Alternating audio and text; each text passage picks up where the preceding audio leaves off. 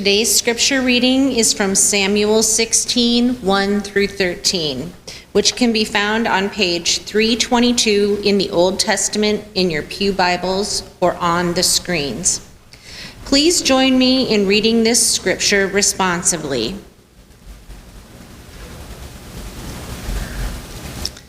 But before we do that, we'll do the prayer for illumination, which, yes, of course, is right above where I just read. Testify to us, O God, by the voice of your Spirit. Put your law in our hearts, write your word on our minds, and show your will in our lives. Through Jesus Christ our Savior. Amen. The Lord said to Samuel, "How long will you grieve over Saul? I have rejected him from being king over Israel. Fill your horn with the oil and set out. I will send you Jesse, Bethlehemite, for I have provided for myself a king among his sons." Samuel said, "How can I go? If Saul hears of it, he will kill me." And the Lord said, "Take a heifer with you and say, I have come to sacrifice to the Lord. Invite Jesse to the sacrifice, and I will show you what you shall do. And you shall anoint me, and one I am named you." Samuel did what the Lord commanded and came to Bethlehem. The elders of the city came to meet him trembling and said, "Do you come peaceably?" He said, "Peaceably. I have come to sacrifice the Lord. Sanctify yourselves and come with me to the sacrifice." And he sanctified Jesse and his sons and invited them to the sacrifice.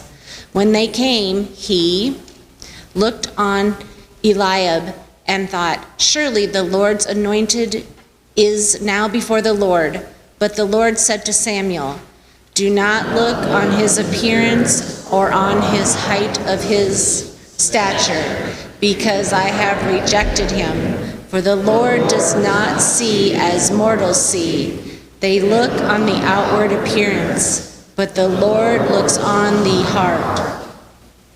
Then Jesse called Abinadab and made him pass before Samuel. He said, "Neither has the Lord chosen this one." Then Jesse made Shammah pass by, and he said, "Neither has the Lord chosen this one." Jesse made 7 of his sons pass before Samuel, and Samuel said to Jesse, "The Lord has not chosen any of these." Samuel said to Jesse, "Are all of your sons here?" And he said, "There remains yet the youngest, but he is keeping the sheep." And Samuel said to Jesse, "Send and bring him before we will not sit down until he comes here." He sent and brought him in. Now he was ruddy and had beautiful eyes and was handsome. And the Lord said, "Rise and anoint him, for this is the one." Then Samuel took the horn of oil and anointed him in the presence of his brothers. And the Spirit of the Lord came mightily upon David from that day forward. Samuel then set out and went to Ramah. The word of the Lord. Thanks be to God. The Lord said to Samuel, "Do not look on his appearance or on the height of his stature, because I have rejected him." That's unfortunate. "For the Lord does not see as mortals see. They look on the outward appearance, but the Lord looks on the heart." The Lord looks on the heart.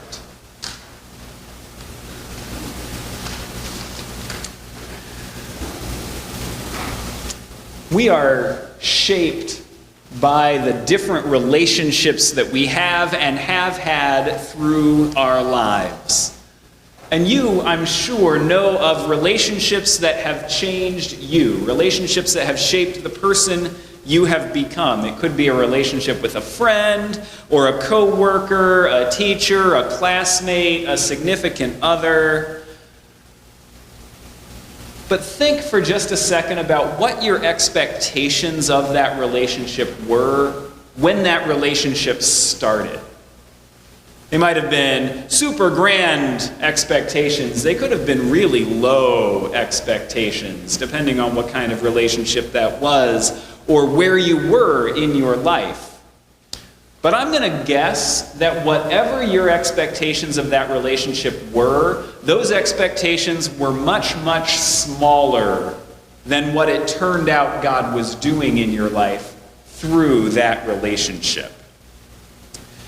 So think about how much you learned about yourself through that relationship, how much you changed and developed and grew along the way, what about our world was revealed to you. And isn't it beautiful that God's story unfolds in our lives through those unexpected kinds of ways? So the story of King David begins today. We're not going to spend a long time talking about King David because we've got a lot else to talk about today. But the story of King David begins with telling us that God sees David in a way that humans are not really able to look at each other. God sees David in a way that humans are not really able to look at each other. God, it says, looks with the heart. Now, David, as we are going to find out over the next handful of weeks, David is not a perfect king. That's a really gentle way for me to put that. God doesn't think that a perfect king exists. And I think that's related to God using this hot mess of a human being to be the great king of God's people. But what this hot mess of a human being is, this thing that God has seen with the divine heart, is that David is so powerfully driven by this desire to serve God and be in relationship with God. And so when we read David's story over the next handful of weeks, I got to be really clear, we are not looking for an example here. We are not going to be called to try and be King David when we grow up. That would be a terrible idea. But we can read this story and be really encouraged by the way that God relates to this person. God is always gracious. God is gracious far beyond our own sins and our failings and draws out something inside of us that we never even knew was there. That's just how God works. And David's best moments, as we are going to read in the next few weeks, his best moments come when he is really closely in relationship with other people that he actually cares about. Now, he does wrong by some of them as well, let's be really clear. But as we read in Genesis not too many weeks ago, God said it is not good for humanity to be alone. It is not good for us to try to somehow be in relationship with God and the world entirely on our own terms.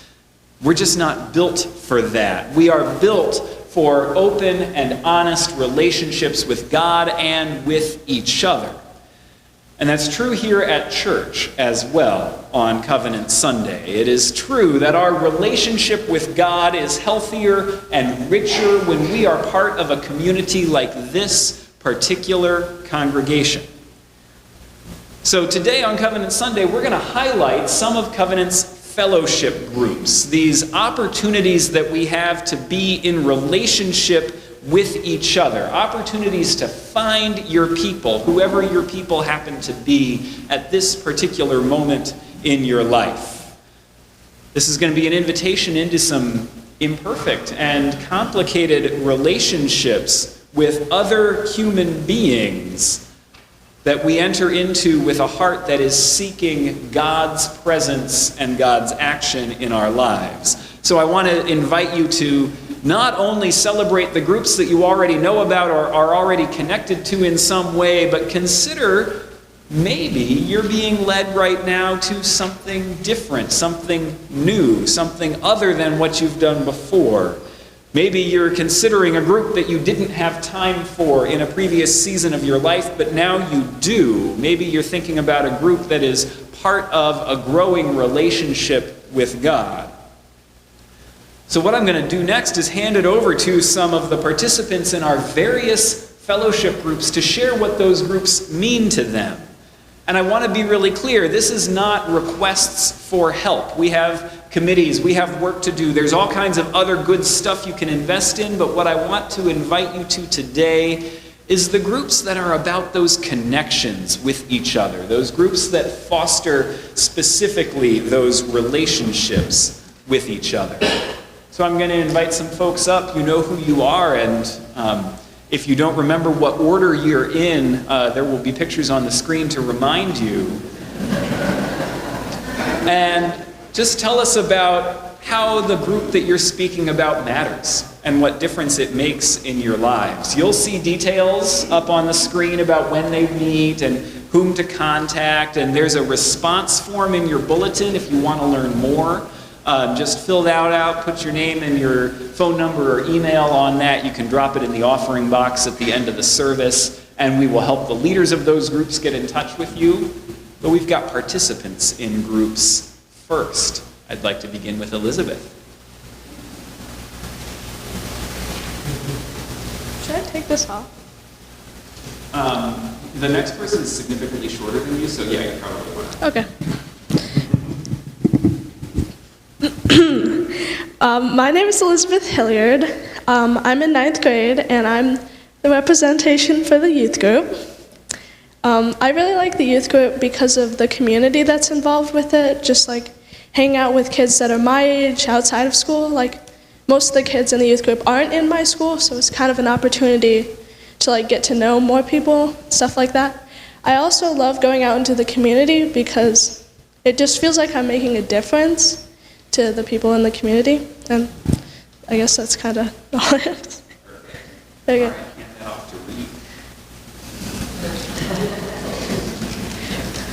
Man, I should have done notes. Hi, I am Reed Schieber, and I am in 5th grade.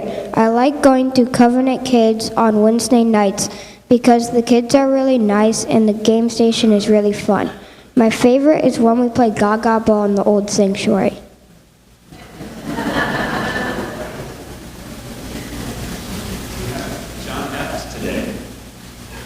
Oh, there you are. You were hiding right behind Russ. There you are, sir.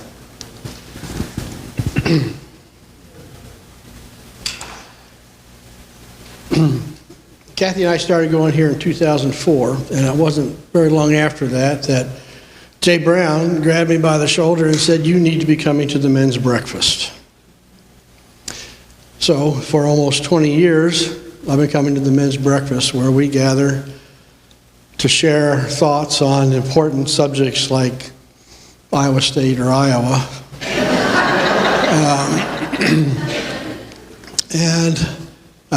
We gather around the table, and as good Presbyterian men, we eat. Breakfasts are our share of an overdose of cholesterol for the month. But in doing so, I have come to know many of the men of the church that come to the breakfast, probably more than I ever thought I would get to know them, and they more than they thought they would get to know me. But in doing so, we share thoughts, feelings, experiences that I don't think they share anyplace else. And for that, I'm grateful. Wow. Perfect. Anne? Oh, no, you're right. Sorry. My notes had Anne in the wrong place. My fault. Julie!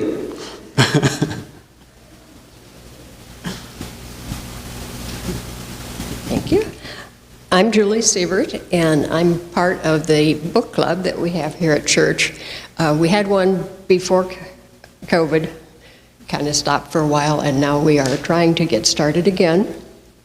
It's meaningful to me because I'm an avid reader. And perhaps more importantly, it allows me to know other members of the congregation and who enjoy reading. And we read a variety of genres each month, and everyone is invited to join us. Read the book, come if you can. If you don't come, we'll still provide our book review for you. And Jennifer prints in the Covenant Corner each month what book we're going to read. And like I say, come if you can, and we would love to have you. Thank you. Thank you. All right, Mary Lee.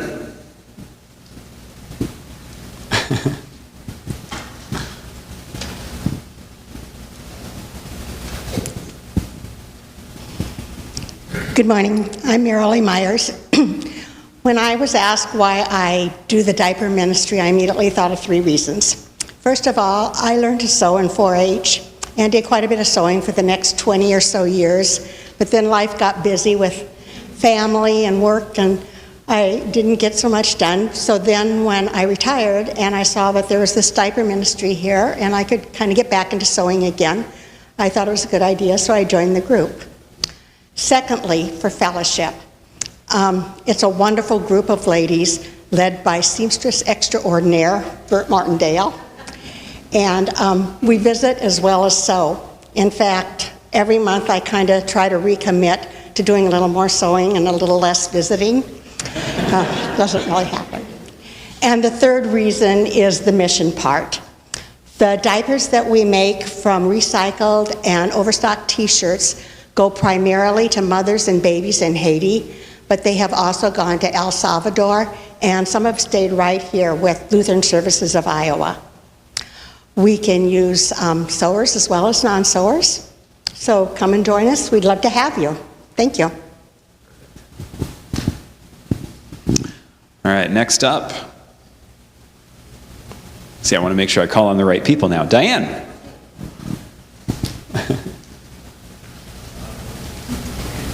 Yeah, I can do that.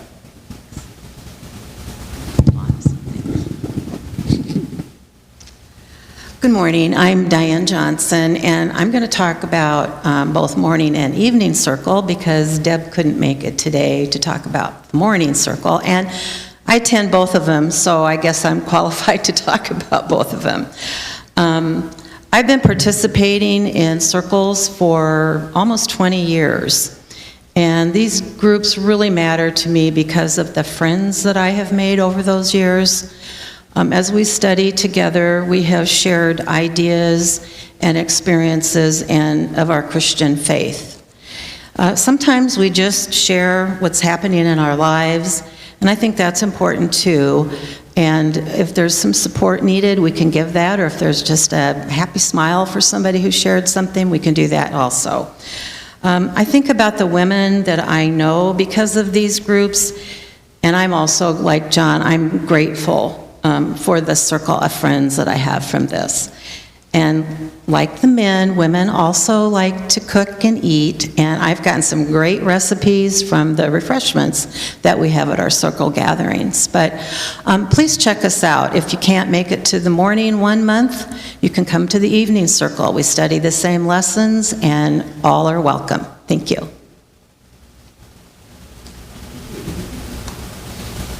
Mary.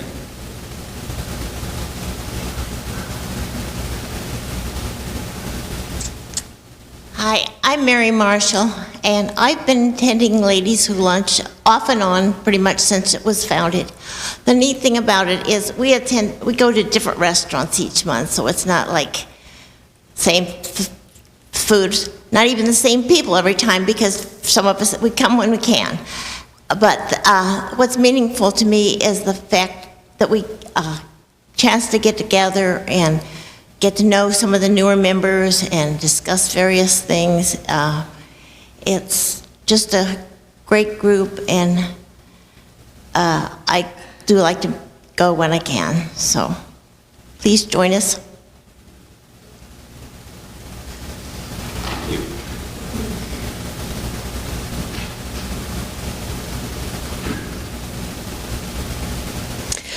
I'm Ann McGowan. I tell you, I have not enjoyed getting up to be here at 8:30 in the morning on Sunday mornings, but contemporary issues is so interesting. Reverend Nathan makes it so interesting and such a variety of topics that I get here. And this year we're starting at 8:40, so we have 10 extra minutes. Woohoo! I used every one of those this morning to get myself here with my potluck. So, some of the topics we have discussed lately, it's not Bible study, but it's all faith-based. Race and Christian mission, death and dying, the future of sports, not Iowa and Iowa, John. It's like name, image, likeness, and maybe this year we need to talk about gambling in sports, I don't know. Climate change, enchanting Christian life. Faithful conversations about the 1619 Project, the book Decolonizing Wealth, the Faithful Voter Reflection Guide presented by Interfaith, Power and Light, and the study of public and personal issues addressed by the PCUSA General Assembly. We did start this morning. Yes, Warren, you're a week late. Get with it. Thank you, ma'am. And this morning we saw short videos of youth in Des Moines and their faith journey, so it's very interesting. And then we had a good conversation. I invite you all to join. It's worth getting up early and stimulating, and keep it going, Nathan.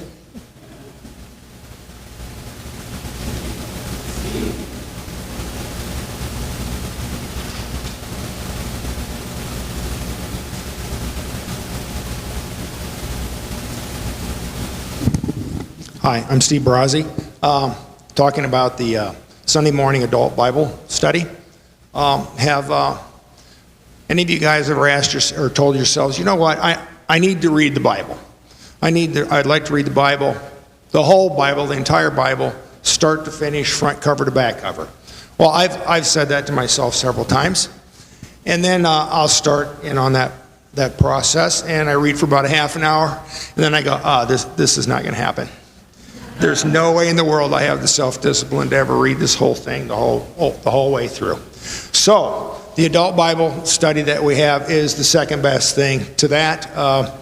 Maybe it's probably better than that, because it's a group of people. We get together Sunday morning and we read the Bible. We don't have any set agenda. We don't have any particular goal we're trying to meet. We just choose a book of the Bible. We're not going from start to finish. We just choose a book of the Bible, and we start reading. We'll read a few verses, and then we'll just discuss.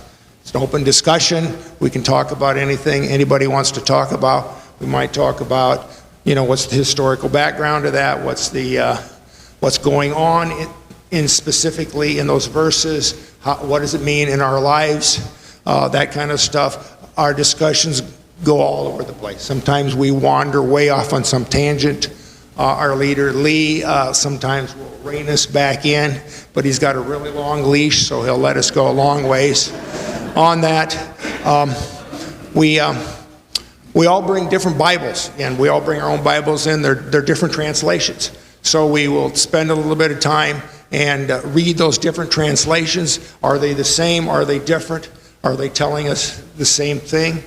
Or what's the situation with those different translations? We'll look at those. Specifically, I sort of like geography. I'm a geography guy, so I like the geography of the Bible. All the Bibles have the maps in the back. I really like to, when we're reading verses, I like to look at, well, where did this happen? Where is this physically at? Was it in Nazareth or Bethlehem or Jerusalem or the Sea of Galilee or the River Jordan, or on some of Paul's journeys all over the place. So if you like any of that kind of stuff and just want to have an open discussion about what we see in the Bible, maybe this interests you, okay?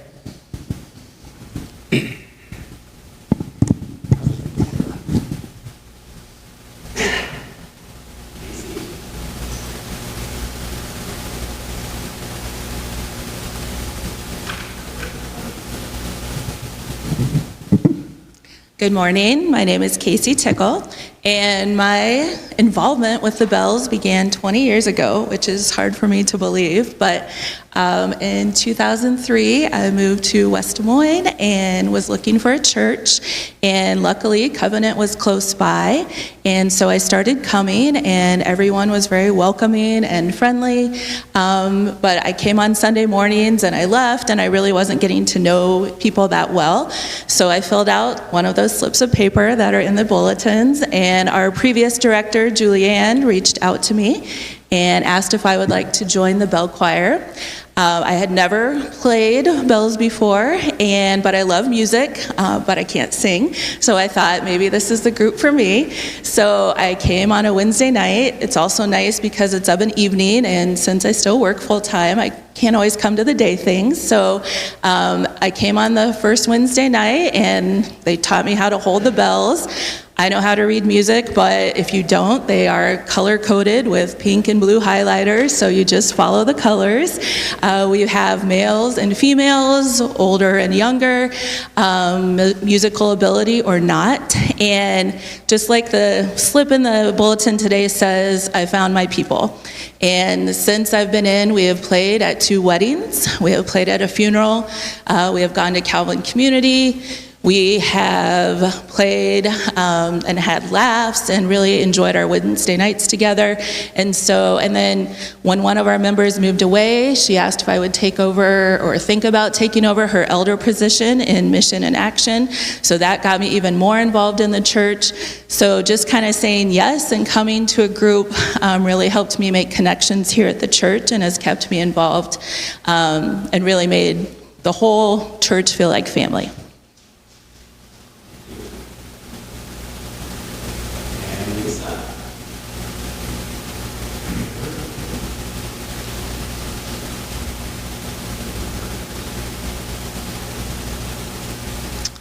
I'm still Lisa Elbers. And I've been a member of the chancel choir for many years, and I've been singing my whole life. And I participate in this church choir for 2 main reasons. When I was a young person, someone told me that when you sing in a church choir, it's like praying twice. And I believe this because if you pay attention during the gift of music, you're going to find some pretty powerful messages in the songs that we sing. But the main reason I'm a member of this choir is because we are a family within a family. We sing together, which is a gift in itself, but we are more. We are together in our individual lives, highest highs and lowest lows. And we love and have all levels of musical talent. So I invite you to join us. I'd like to add something there. We need altos. There are only 2 of us up there this time. Better if we only have 3. We need more. So consider all of these to be invitations, and invitations to places you may find your people. And as we've said, there is that response form in your bulletin. You are welcome to check anything or just almost everything on there if you like, and drop that in the offering box after worship, and we'll get in touch with you. So in the year we are at Covenant Sunday. It's the beginning of our program year together, and in the scripture we are at the beginning of David's story. And part of the point is that we can't yet see where God is leading us. We can't yet see what God is doing with us and for us. And so this life with God has to have something to do with being open to what God is doing even before we know what that is. And that happens here at church as well. So it may well be that in one of those fellowship opportunities, you will find the relationships that you didn't even know how to expect. And maybe those relationships will shape your heart and come deeply to God's love. So may it be.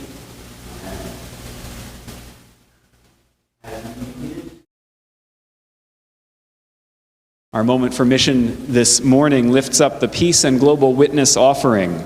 On World Communion Sunday every year, we celebrate the unity of Christ's church around the world and across every border.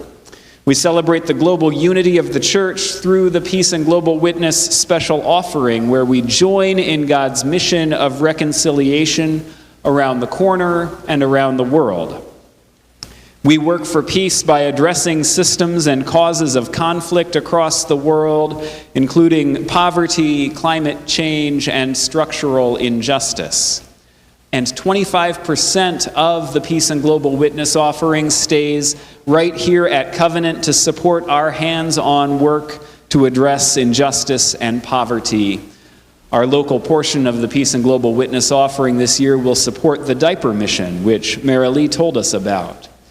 So you know how volunteers meet every month to repurpose t-shirts by turning them into reusable diapers for families locally and around the world, especially in Haiti.